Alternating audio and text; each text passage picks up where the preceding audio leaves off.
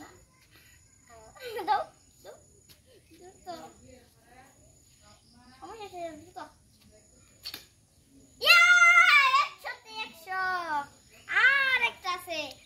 দীপাও 200 200 আরেকটা আউট কোন দিকে গেছে গা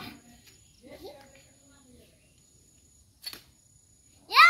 200 200 যা বলেছিলাম তাই এবার আসলে কত দুইটা না দুইটা দাও